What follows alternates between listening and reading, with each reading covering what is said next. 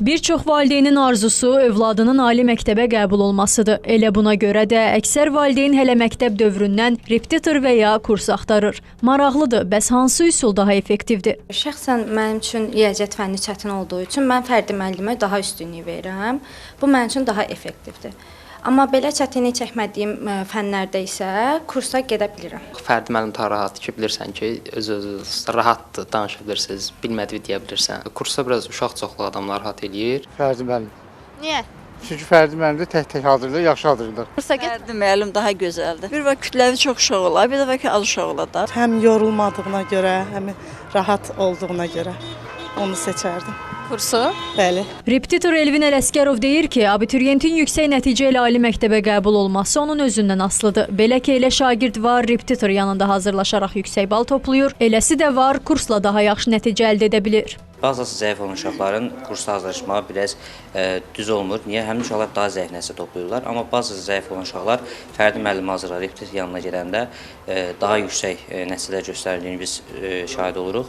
Çünki müəllim o şagirdin üzərində müəyyən qədər vaxt sərf edir, fərdi yanaşır, müəllim proqramını tam çatdıra bilir.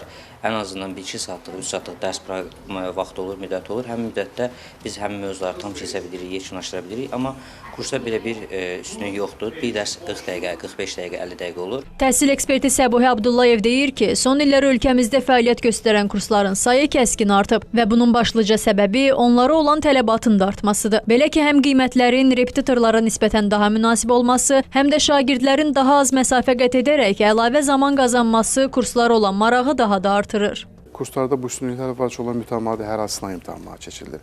Təkcə bir fəndən deyil, bütün fənlərin toplu şəkildə sınav imtahanları, mövzu sınav imtahanları keçirilir və onların belə söyləyək ki, biliklərinin mütəmadi yoxlanılması, valideynə məlumatın verilməsi səbəb olur. Kurslarda dərslər həftə ərzində 3 günə yığılır.